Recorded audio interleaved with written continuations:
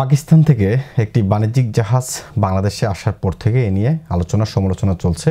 জাহাজে কি আছে এবং নতুন করে পাকিস্তান থেকে বাংলাদেশে পণ্য আসছে কিনা এ নিয়েও বিস্তর আলোচনা হচ্ছে। আজকে বিবিসি বাংলার একটি প্রতিবেদন, যেখানে বলবো এই যে জাহাজটি করে কি এসেছে এবং বাংলাদেশের সাথে পাকিস্তানের কি রপ্তানি বাণিজ্য পূর্বে ছিল কিনা। মূলত করাচি থেকে বাংলাদেশে সরাসরি আসা যে জাহাজ নিয়ে আলোচনা হচ্ছে, সেই জাহাজে বাংলাদেশে এসেছে ফেব্রিক্স, চুনাপাথর, সোডা অ্যাশ, পেঁয়াজ, ম্যাগনেসিয়াম কার্বনেট ও ডলোমাইট, যার বেশিরভাগই টেক্সটাইল শিল্পের কাঁচামাল। পাকিস্তানি জাহাজ করাচি থেকে যেই চট্টগ্রামের বন্দরে এসে পৌঁছেছে, এই জাহাজে মূলত এগুলো ছিল, এই পণ্যগুলো ছিল। পাকিস্তান পররাষ্ট্র মন্ত্রণালয়ের ওয়েবসাইটে দেওয়া তথ্য অনুযায়ী 2023 সালে পাকিস্তান বাংলাদেশে প্রায় 65 কোটি ডলারের পণ্য রপ্তানি করেছে। এর মধ্যে রপ্তানিমুখী শিল্পের কাঁচামাল, সুতা, কাপড় ও প্রস্তুত চামড়া ছিল প্রায় 79%। বিপরীতে বাংলাদেশ থেকে পাকিস্তানে যে পরিমাণ পণ্য রপ্তানি হয়েছে তার মূল্য ছিল 6 কোটি ডলারের সামান্য বেশি। মূলত কাঁচা পাট, ঔষধ, হাইড্রোজেন পার অক্সাইড, চা ও তৈরি পোশাক রপ্তানি করেছিল বাংলাদেশ। অর্থাৎ 2023 সালে 65 কোটি ডলারের পণ্য রপ্তানি করেছে পাকিস্তান, যার মধ্যে রপ্তানিমুখী শিল্পের কাঁচামাল ছিল সুতা, কাপড় ও প্রস্তুত চামড়া ছিল প্রায় 79%। এবং বিপরীতে বাংলাদেশ থেকে 2023 সালে 6 কোটি ডলারের সামান্য বেশি মূল্যের রপ্তানি করা হয়েছে কাঁচা পাট, ঔষধ, হাইড্রোজেন পার অক্সাইড, চা ও তৈরি পোশাক রপ্তানি বাংলাদেশ থেকে রপ্তানি করেছিল পাকিস্তান। তো সুতরাং এই যে নতুন যে জাহাজ নিয়ে বিতর্ক, তাহলে এই জাহাজের বিতর্ক অবসান এখানেই হওয়া উচিত। কেননা 2023 সালেও পাকিস্তান থেকে রপ্তানি করা হয়েছিল 65 কোটি ডলারের পণ্য এবং বাংলাদেশ থেকে রপ্তানি করা হয়েছিল 6 কোটি ডলার। এর আগে 2022 সালে বাংলাদেশে 74 মিলিয়ন ডলারের রপ্তানি করলেও পাকিস্তান থেকে আমদানি করেছে 440 মিলিয়ন ডলারের পণ্য। অর্থাৎ বাংলাদেশ থেকে যে পরিমাণ পণ্য পাকিস্তান রপ্তানি হয় তার 10 গুণ বেশি পাকিস্তান বাংলাদেশে রপ্তানি করেছে। 2022 সালের পরিসংখ্যান হচ্ছে এটা, যে বাংলাদেশ থেকে 74 মিলিয়ন ডলার রপ্তানি করেছে বাংলাদেশ, আর বিপরীতে পাকিস্তান রপ্তানি করেছে 840 মিলিয়ন ডলারের পণ্য। পাকিস্তান থেকে গত বছর সবচেয়ে বেশি আমদানি হয়েছে তুলা।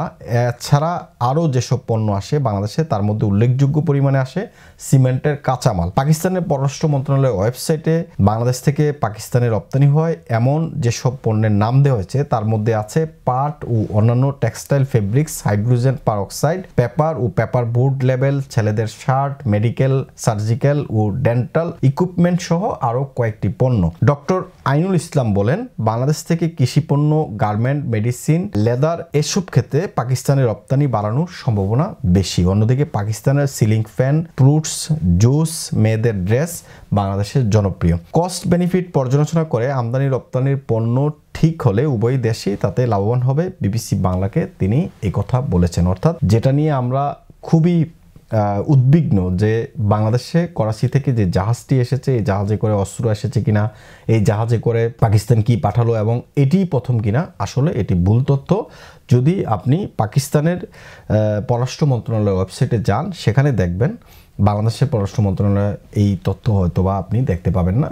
পাকিস্তানের পররাষ্ট্র মন্ত্রণালয়ের ওয়েবসাইটে গেলে আপনি এই তথ্য দেখতে পাবেন। 2022 সালে কত কোটি ডলারের পণ্য আমদানি রপ্তানি হয়েছে, 2023 সালে কত কোটি ডলারের পণ্য আমদানি রপ্তানি হয়েছে, এবং 2024 সালে এসে এই যে জাহাজ এসেছে তারপর থেকে এই নিয়ে শুরু হয়েছে আলোচনা সমালোচনার জ্বর। খন্দকার গোলাম মুয়াজ্জেম বলেছেন, উভয় দেশের মধ্যে কোন ধরনের পণ্যের কেমন চাহিদা সেগুলো বিশ্লেষণ করতে হবে। পাকিস্তান থেকে কটন বা টেক্সটাইল কাঁচামাল সম্ভাব্য পণ্য হতে পারে, যা মূলত ভারত ও চীন থেকেই বেশি আসে। আবার পাকিস্তানের লাইট ইঞ্জিনিয়ারিং পণ্যের ভালো সম্ভাবনা রয়েছে বাংলাদেশে। তার মধ্যে বিনিয়োগকারীরা উভয় দেশের চাহিদার ভিত্তিতে যৌথ বিনিয়োগ করতে পারে। বাংলাদেশ ঔষধ ও গার্মেন্টস কারখানা পাকিস্তানের অর্থনৈতিক অঞ্চলে করতে পারে। এর ফলে পাকিস্তান ছাড়াও ইরান সহ মধ্য এশিয়ার দেশগুলোর বাজারে প্রবেশ সহজ হতে পারে, তিনি এটা বলছেন। শিপিং এজেন্ট অ্যাসোসিয়েশনের সভাপতি সৈয়দ আরিফ আহমেদ বলছেন, একসময় বাংলাদেশি পাট ও পাটজাত দ্রব্যের প্রচুর চাহিদা ছিল পাকিস্তানে, সেটি এখন তেমন না থাকলেও বিভিন্ন শিল্পের কাঁচামাল আসছে, আমাদেরও গার্মেন্টস সহ বিভিন্ন পণ্য অল্প হলেও যাচ্ছে, তিনি এসব কথা বলছেন। তো সুতরাং এই যে হঠাৎ বাণিজ্য আলোচনায় কেন, বাংলাদেশ গত 5ই আগস্ট আওয়ামী লীগ সরকারের বিদায়ের পর থেকে ঢাকায় পাকিস্তানের হাই কমিশনার আহমেদ মারুফ নতুন সরকারের বেশ কয়েকজন উপদেষ্টা, এফবিসিআই এর প্রশাসক সহ সংশ্লিষ্টদের সাথে সাক্ষাৎ করে বাণিজ্য সম্পর্ক বাড়ানোর বিষয়টি আলোচনা করেছেন। এসব সাক্ষাৎ তিনি পারস্পরিক ও ব্যবসায়িক স্বার্থে সরাসরি ফ্লাইট চালুর উপর গুরুত্ব দিয়েছেন। তাছাড়া পাকিস্তান বাংলাদেশ থেকে সরাসরি কোনো ভিসা ছাড়াই ভ্রমণের যে সুযোগ করে দিয়েছেন, বেশ কয়েকটি কারণে এই নতুন করে আলোচনা এসেছে। এবং এই আলোচনার পরিপ্রেক্ষিতে আমি যেটা বুঝতে পেরেছি সেটা হচ্ছে যে বাংলাদেশের সাথে পাকিস্তানের যে বাণিজ্য সরাসরি কোনো চুক্তি না থাকলেও বাণিজ্য হয়ে আসছে, রপ্তানি আমদানি হয়ে আসছে। এবং এখন যারা এই বাণিজ্যের সাথে সম্পৃক্ত তারা মনে করেন অফিসিয়ালি যদি এই চুক্তিটা আরও করা যায় এবং বাণিজ্যিক জোন তৈরি করা যায়, সেক্ষেত্রে বাংলাদেশ এবং পাকিস্তান উভয় দেশই লাভবান হবে। MIB সংবাদ ও সংবাদ সংশ্লিষ্ট অনুষ্ঠান দেখতে ভিজিট করুন www.mibtelevision.tv ও facebook.com/mibtelevision.tv এবং সাবস্ক্রাইব করুন youtube.com/mibtelevision এ। MIB টেলিভিশন, সত্য খবর, সঠিক খবর।